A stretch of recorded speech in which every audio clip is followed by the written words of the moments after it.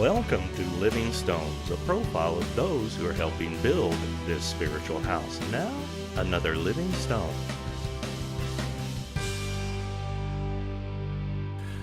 Welcome and thank you for joining us for another episode of Living Stones. Today we have Linda Linsert, who is the Director of Widows of Faith.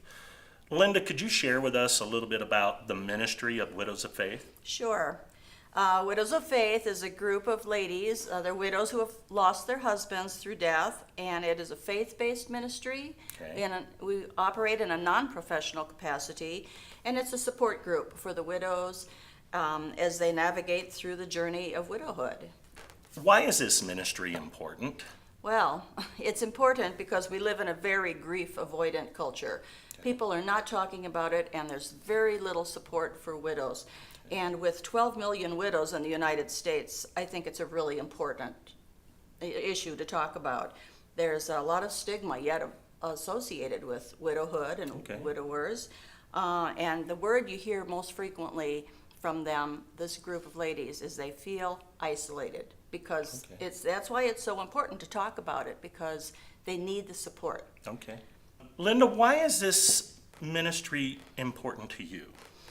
Well, I discovered that after my husband died in 2010, there wasn't a lot of support available. I mean, there's professional counselors, there's grief share and a lot of individual counseling, but I needed something on a daily basis, a day-to-day support group of my peers, women who had been there. I just needed to have them surround me and ask, so I had someone to ask questions. Okay. And to help me show me the path that I needed to go on. So that's why it's important to me, because it's a very confusing and chaotic time. After in the whole first year, I would say you're not thinking correctly. You're not thinking clearly. So that's why it's very important to have that. And you're changing from your identity from a married perspective, thinking as a married woman, to thinking differently. So your whole identity is in the process of changing. When you talk about identity, it's learning to adopt an identity that is foreign to you. Is that what you're trying to say? It is foreign. It is foreign because when you're married, you do think as a couple. And to change that thinking overnight is very difficult. And so you are navigating in a new environment on your own. So yes, it is like gaining a new identity. Linda, what are some of the things that a newly widowed lady can expect to go through emotionally, spiritually? Well, it's as varied as persons, your own personality. But there are some consistencies. There's a lot of pain, of course. They said grieving is like surgery without the anesthetic. And that's a pretty apt description. So there's a lot of pain, there's a lot of loneliness, there's a lot of isolation, there's a lot of confusion, a lot of confused thought. It's your brain is in trauma, and your whole, so that's some of the things you can go through. But I think there's a lot of depression associated initially, because it is a depressing thing that's happened, and there's a reason for it. So a lot of them go through depression, and also there's a drop in income usually, so that's financial, it's a big thing. And spiritually, sometimes people become angry at God, sometimes they question God, and some don't, but there's always some kind of a spiritual component to it. Can I trust God or not? Linda, what kind of help can the widows expect from your ministry? What can they look for in the meetings with Widows of Faith?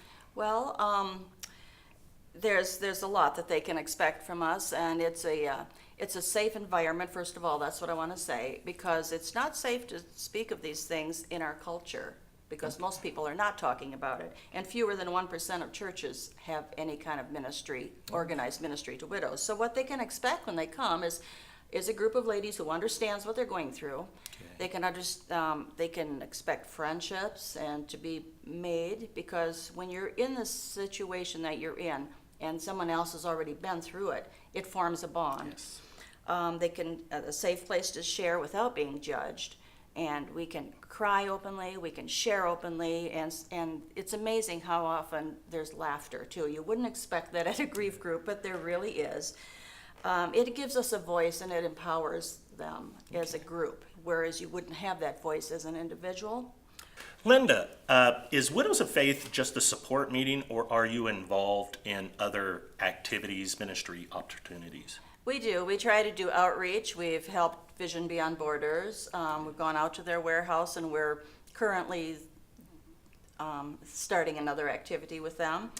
Okay. In May of this year, we had an open house inviting the community in to share, because part of our ministry is raising awareness in our community and our churches. Okay. So we had an open house where we invited the community to come in, and we shared services that were helpful to widows. Last year, we had a luncheon where we invited widows, and we had a speaker come in just for, so they would know that there's something out there for them to reach when they're ready to reach out. Socialization is a big one, and we take trips. We've just recently took a trip, day trip, and we do activities together around town. So there's a lot of things that we do outside of our meetings. It's not just coming to a meeting and that's it. There are friendships that develop and we go to the concerts, the free concerts in the park. So there's a lot of other things that we do besides just having a meeting. Okay. And that kind of helps build that trust with one another and helps alleviate some of the issues they may be dealing with. Right, Or helps right. that support group, the loneliness that The you talked loneliness, that's exactly what it is, forming the friendships and having someone to do something with, because Okay. most of the time you don't want to do things by yourself That's because true. you're used to doing things with a partner. So having friendships is huge, to do things together. One other thing also that has been coming up a lot recently is women who are not widowed but they're divorced, and they're asking, because a lot of the issues in divorce are the same as a widowhood, the loneliness, the being alone, and the struggles. However, it's a little bit different. So I've been speaking to other people about forming a group for those people, for those ladies also, because I've been getting a lot of requests for them to come to our meeting. So I'm thinking hopefully in the future of maybe someone starting something like that and getting that helping them get that started. That really sounds like a great idea. And again, even though the spouse hasn't passed on, they are no longer a part of their life. It's the death of a relationship. So Yeah. basically, some of those things really apply. So I'm looking forward to that. Linda, is there anything else you would like to share about Widows of Faith? Well, just that we are growing and that we welcome widows, any age or any stage of their journey of widowhood. But, and just to raise awareness, that was the main thing I'm getting at. I would love to see this ministry in every church in Casper. Yeah, that. And just because there's been a death, it doesn't erase that person or the impact that person has had on your life. So, and there are no time limits on grieving. So I would just like to end with that and saying there's room for everyone in the group, and if we need to start more groups, we will do that. Okay, well, great. Well, thanks again for being a living stone who is helping build this spiritual house. Thank you. And we appreciate you coming on. Thank you very much. Thank you. Penny, I hear you're involved with Widows of Faith. Can you tell me a little bit how Widows of Faith has helped you? Widows of Faith gave me new life. Did it? When I first came to Widows of Faith, I wouldn't be able to talk to you. All I'd be able to do was cry. Ooh. And that's not good. But it's a way of getting it all out into the open. Yes, you can talk to your family, but will they listen? No. Widows of Faith has helped me grow and come out as a person. It's gave me friendship. They've given me love. They've given me God's word. Mm-hmm. So that's really helped you in the recovery, Right. helping you through the grieving process. What else about the ministry really helps you? I like our programs that we have. Really? Okay. We're doing one with John Bevere. Okay. Oh, that's wonderful. He's a wonderful speaker, and he points out things that we have gone through in our life with the Lord Okay. and with grieving. Good. Good. Now, along with the support you get from Widows of Faith, what are some of the ministry opportunities? Do you just meet, or do you do other ministry out in the community and stuff like that? Well, when I first came, I had, what was I going to do? What is my life going to be? Pastor came in and said they needed help with the KW lunches, Okay. feeding the kids. Oh, wow. That brought me out of my shell. And that gave me something to do, something to fill my void time with. Yes, I have grandkids. I have a lot of grandkids. But I wasn't involved like I was with the lunches. Do you sense a kind of healing as you give, as you minister Yes. to those kids coming from KW? So how much has that impacted you on a personal level? A lot. Really? Okay. Yeah. Sometimes we're not preaching to them Uh-huh. the word of the Lord, Uh-huh. but they know that we are there to give hugs, Uh-huh. to talk to them if that's what they want, saying, good job, how's your day? How's your food? Oh, okay. Well, we get Yankee lunches at school, but we are really glad to come here. Yeah.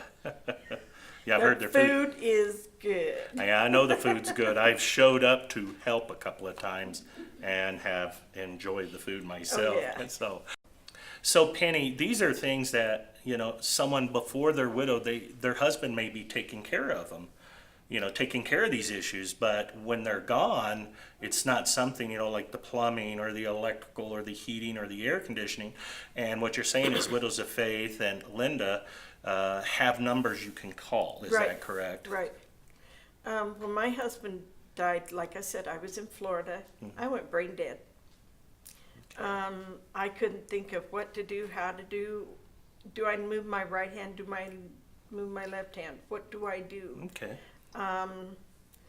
This has helped me come back to being a whole person. Wow. I'm almost there. Almost there. Not quite. Well, we just want to thank you so much for being on Living Stones, and we appreciate your testimony, and we hope and pray that you continue to grow in the grace and love of the Lord. Thank you. Thank you. So Dee, thank you so much for joining us here on Living Stones. I hear you're a part of Widows of Faith. Could you share with us a little bit about how that ministry has impacted you? Oh my. Well, when my husband passed away, all I wanted to do was sit around. Is that right? Just sit around. I didn't have company, I didn't have phone calls, I didn't have friends, I didn't have nothing. And one of the gals, her name's Candy, called and said, hey, we're gonna meet over here at my house. Why don't you come and see what it's all about? We're thinking about starting something for widows. I said, wow, and I don't drive. So I said, you'll have to come get me. She did. And that's where the first time I had ever been with the group. And there was only 4 or 5 of us that particular day. And we met in Candy's house. And it was something about it. Wow, they know what I'm talking about. Yeah. People don't understand what you're talking about. Yeah, when it you comes to say, being a when you're widow. a widow. Yes, ma'am. They don't understand, hey, somebody's got to fix this. I don't know how. Who do Yeah. I call? Yeah. And all of a sudden you're forced to do things that you didn't think you were capable of doing. Mm-hmm. Well, these ladies were there to help me realize, hey, you can do that. Well, that is great. That is And that was the first question I asked when I walked in their door. Can I do this? And the answer, yes, you can. So I decided I can do it, and I have. And they have been a great help. We grew from that little bitty group to the group that we're at now. We've got about 15, sometimes a little more, of the ladies that come. And we share each other's burdens, each other's desires. We just share. We laugh together and we cry. Oh, we do cry. You do cry? We really do. A little bit, right? Well, sometimes we cry a lot. Yeah. But we have fun. Yeah. We have fun. That's good. You know, the choice is yours. And that's what I was told. The choice is yours. Yes, ma'am. You can either sit or you can move. Or you can And- just kind of move forward and And I decided, okay, I'm not sitting anymore. I'm moving on. moving on. So that's what I did. So that's how they helped me. Well, that is so great. I hear not only does Widows of Faith help you and have the meetings, but you guys are actually out in the community serving others. So Yes, we you're out there trying to minister to others. What are some of these ministries that you've been involved with? Well, at I've Widows of helped Faith? with the kids. I've helped with the dinners here that Okay. they've had for the lunches. And helped, you know, just talked to some of the new widows that you run into. Mm-hmm. You'd be surprised how many don't want to let you know that they're hurting. Oh, I bet. They don't want anybody to know they're hurting.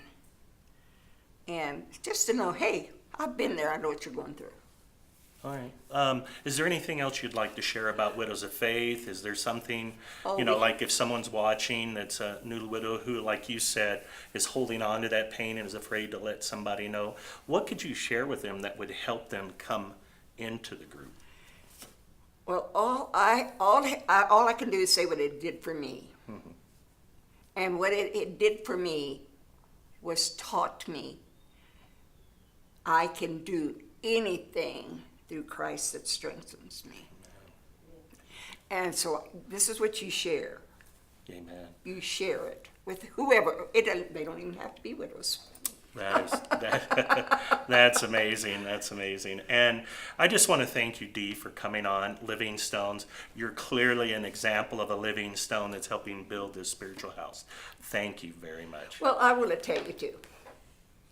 I just had a birthday. I'm 85 now.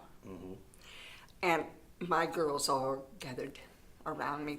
One took me for lunch, one took me here, one took me there. That's how we bless each other. Amen. We're always there for you. Amen. Well, thanks again for coming on. I appreciate Well, thank you for having me. it. Sure. Thank you for watching this video profile of a living stone who is helping build this spiritual house.